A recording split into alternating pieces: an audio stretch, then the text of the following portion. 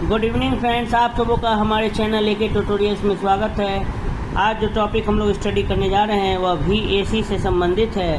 Value added course 1 BA bachelor in arts semester 1 के छात्रों के लिए, सभी यूनिवर्सिटीज़ के लिए CBCS कार्यक्रम के तहत एक चॉइस बेस्ड क्रेडिट सिस्टम के तहत जो सेमेस्टर 1 का जो एग्ज़ाम होने वाला है उसका एक सब्जेक्ट है VAC 1 वैल्यू एडेड कोर्स 1 के तहत एक हमारा जो सब्जेक्ट है स्वच्छ भारत। तो उसके तहत हम लोग जो है आइए एक क्वेश्चन को हम लोग आज डिस्कस करते हैं। क्वेश्चन है हमारा, स्वास्थ्य से क्या तात्पर्य है, इसके घटकों का वर्णन करें और स्वस्थता को प्रभावित करने वाले तत्वों का वर्णन करें। What is mean by health, describe its components और describe the elements that affect health. कह रहा है कि स्वास्थ्य से आप क्या समझते हैं और इनके घटक के बारे में बताना है, कंपोनेंट्स क्या क्या हैं और वो कौन से कंपोनेंट हैं, कौन से फैक्टर्स हैं जो स्वास्थ्य को क्या करते हैं, प्रभावित करते हैं। हेल्थ क्या है, उसके कंपोनेंट्स क्या क्या हैं और वो कौन से फैक्टर्स हैं जो हेल्थ को क्या करते हैं, प्रभावित करते हैं। तो आइए स्टडी करते हैं। विश्व स्वास्थ्य संगठन WHO वर्ल्ड हेल्थ ऑर्गेनाइजेशन, विश्व स्वास्थ्य संगठन के अनुसार स्वास्थ्य रोग या निर्बलता का मात्र अभाव ही नहीं है, बल्कि शारीरिक, मानसिक तथा सामाजिक हित की पूर्ण अवस्था है। WHO के अनुसार, वर्ल्ड हेल्थ ऑर्गेनाइजेशन के अनुसार स्वस्थ होने का मतलब ये नहीं है कि आपके शरीर में कोई रोग नहीं है या आप निर्बल नहीं हैं, आप मतलब देखने में हुष्ट पुष्ट हैं तो आप स्वस्थ हैं, ऐसी बात नहीं। स्वस्थ होने का मतलब हेल्दी उसी को माना गया है जो शारीरिक, फिजिकल तौर पर, मेंटली, मानसिक तौर पर और सोशली, सामाजिक हित, सोशली भी क्या हो, फिट हो, उसको बोला जाता है हेल्दी पर्सन। एक ऐसा व्यक्ति जो शारीरिक तौर पर भी फिट हो, मानसिक तौर पर भी और सामाजिक तौर पर भी, समाज से भी वो जुड़े रहे। शारीरिक, मानसिक तथा सामाजिक व्यक्ति जो होगा, जो पूरी तरीके से फिट होगा तीनों मामले में, उसे क्या माना गया है, स्वस्थ व्यक्ति माना गया है WHO के अनुसार। वर्ल्ड हेल्थ ऑर्गेनाइजेशन जो कि एक अंतर्राष्ट्रीय संस्थान है हेल्थ से जुड़ा हुआ। विश्व स्वास्थ्य संगठन के अनुसार स्वास्थ्य जो है, हेल्थ जो है, रोग या निर्बलता का मात्र अभाव ही नहीं है, बल्कि शारीरिक, मानसिक तथा सामाजिक हित की पूर्ण अवस्था है। टोटल कंडीशन है, पूर्ण अवस्था, टोटल स्टेट, फिजिकल, मेंटल और सोशल, ये तीनों जो है, तीनों स्टेट अच्छा होना चाहिए। फिर वेबस्टर के अनुसार, अकॉर्डिंग टू वेबस्टर, स्वास्थ्य शरीर, मन या आत्मा में स्वस्थता की अवस्था जिसमें व्यक्ति को किसी भी प्रकार का शारीरिक रोग अथवा पीड़ा न हो। स्वस्थ शरीर, मन या आत्मा में स्वस्थता की अवस्था है जिसमें व्यक्ति को कोई भी प्रकार का शारीरिक रोग नहीं होना चाहिए अथवा पीड़ा नहीं होना चाहिए। फिर ऑक्सफोर्ड अंग्रेजी डिक्शनरी के अनुसार, स्वस्थ शरीर या मन की वह अवस्था जिसमें कार्य अधिक कुशलतापूर्वक या सर्वोत्तम प्रकार से हो सके, कह रहा है। फिर ऑक्सफोर्ड डिक्शनरी के अनुसार स्वस्थ शरीर उसको माना जाएगा जो शरीर जो है एकदम कुशलतापूर्वक अच्छे ढंग से क्या कर सके, कार्य कर सके, कोई भी बाधा उसमें नहीं हो, सर्वोत्तम तरीके से, पूरा अच्छा, सबसे अच्छा तरीके ढंग से क्या कर सके, काम कर सके। उपर्युक्त परिभाषाओं के आधार पर यह कहा जा सकता है कि स्वास्थ्य का अभिप्राय मात्र शारीरिक निरोगता से नहीं है, बल्कि सामाजिक, मानसिक एवं आध्यात्मिक स्वास्थ्य से भी है। तो स्वास्थ्य का मतलब ये नहीं है कि सिर्फ हम शरीर में हमें कोई रोग नहीं है, शरीर अगर निरोगी है तो इसका मतलब नहीं है कि आप स्वस्थ, आपको कोई बीमारी नहीं है तो आप स्वस्थ हैं, ऐसा बात नहीं। स्वस्थ होने के लिए आपको शारीरिक रूप से भी, मानसिक रूप से भी, आध्यात्मिक रूप से भी, हर रूप से टोटली आपको क्या होना पड़ेगा, फिट होना पड़ेगा, तभी आप क्या हैं, स्वस्थ कहलाएंगे, हेल्दी कहलाएंगे।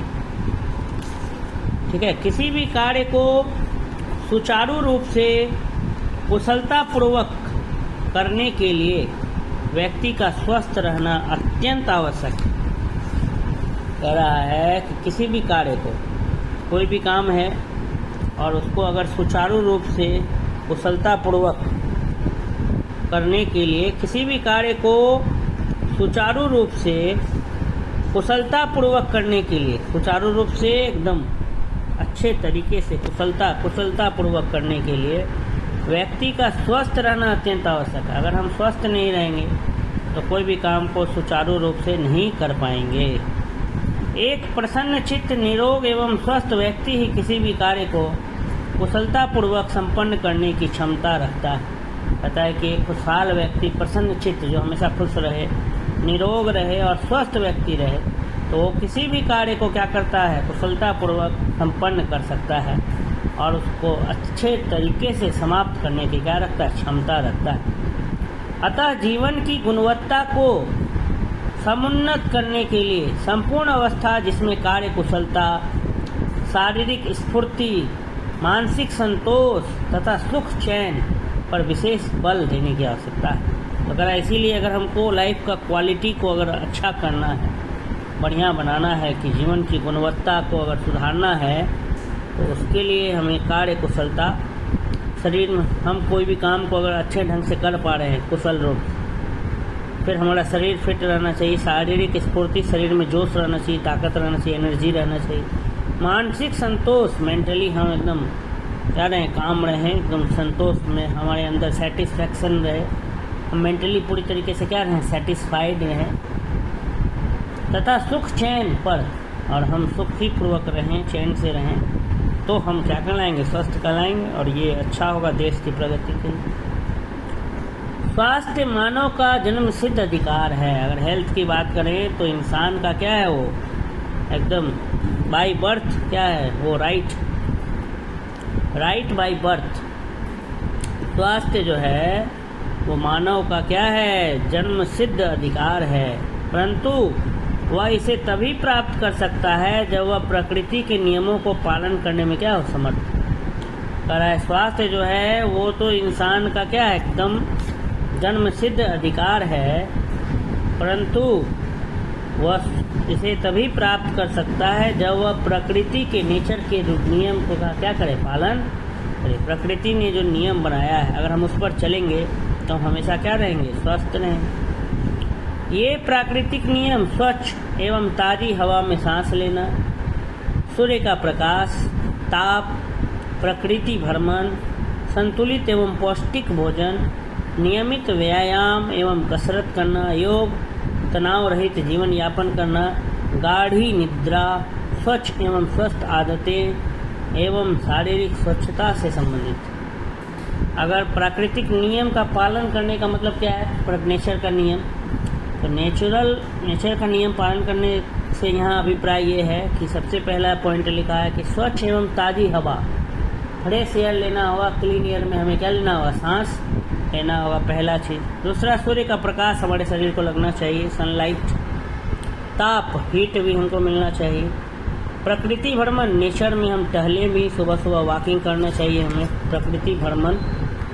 संतुलित तथा पौष्टिक भोजन, ठीक है, एकदम संतुलित आहार लेने से, बैलेंस्ड डाइट, संतुलित एवं पौष्टिक भोजन, नियमित व्यायाम एवं कसरत करना, फिर योग करना, तनाव रहित जीवन यापन करना, स्ट्रेस नहीं लेना चाहिए, ज़्यादा टेंशन नहीं जीवन में लेना चाहिए, गाढ़ी निद्रा, एकदम अच्छी नींद आनी चाहिए हमें, स्वच्छ एवं स्वस्थ आदतें, स्वच्छ आदत, अपने शरीर को स्वच्छ रखना होगा, मन को स्वच्छ रखना होगा, स्वस्थ आदतों को अपनाना होगा, एवं शारीरिक स्वच्छता और शरीर की सफाई से संबंधित प्राकृतिक नियम भी। जहाँ तक स्वच्छता का प्रश्न है, स्वच्छता केवल बाह्य ही नहीं होनी चाहिए, अपितु व्यक्ति का आंतरिक मन भी शुद्ध एवं स्वच्छ होना चाहिए। जहाँ तक अगर क्लीननेस का बात है, स्वच्छता का बात है, तो स्वच्छता सिर्फ एक्सटर्नली नहीं, हमको इंटरनली भी, हमारा मन भी क्या होना चाहिए, शुद्ध एवं स्वच्छ होना चाहिए। तभी एक व्यक्ति निरोग एवं स्वस्थ रह सकता है। इसके लिए आध्यात्मिक एवं संवेगात्मक रूप से भी स्वस्थ रहना जरूरी है। स्वच्छता ही स्वास्थ्यता है। अगर हम स्वच्छ हैं तो स्वस्थ भी रहें। स्वास्थ्य के 3 मुख्य अवयव कंपोनेंट होते हैं, अगर ध्यान दें अगर हम, जैसे शारीरिक कुशलता, मानसिक कुशलता और सामाजिक कुशलता, मतलब हम फिजिकली एक्टिव होना होगा, हमको मेंटली एक्टिव होना होगा और सोशली एक्टिव होना होगा, कुशल होना होगा। स्किल हमारे अंदर होना चाहिए, फिजिकली फिट, मेंटली फिट और सोशली फिट। तो ये स्वास्थ्य के 3 मुख्य अवयव हैं, कंपोनेंट हैं।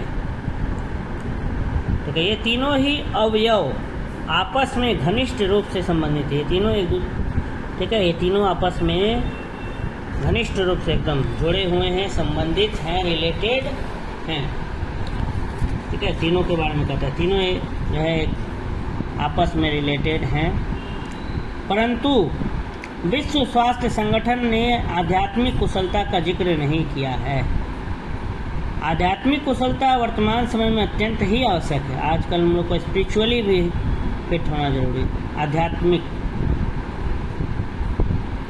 अतः स्वास्थ्य के बदलते हुए प्रत्यय में आध्यात्मिक स्वास्थ्य को भी जोड़ने का प्रयास करना चाहिए। आध्यात्मिक स्वास्थ्य माने हमको अपने जिस भी गॉड को मानते हैं तो उनको जो है उनसे जुड़ने का कोशिश करना चाहिए, तो जीवन जो है और अच्छा हो जाएगा और सफल आ जाएगा।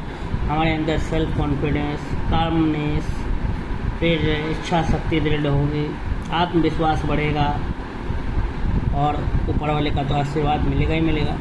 तो वही कह रहा है कि आध्यात्मिक रूप से भी हमें स्वस्थ होना होगा। शारीरिक रूप से तो कुशल होना ही होगा, मानसिक रूप से भी, सामाजिक रूप से भी, और साथ ही साथ हमें आध्यात्मिक रूप से भी कुशल होना पड़ेगा। अतः स्वास्थ्य के बदलते हुए प्रत्यय में आध्यात्मिक स्वास्थ्य को भी जोड़ने का प्रयास करना चाहिए।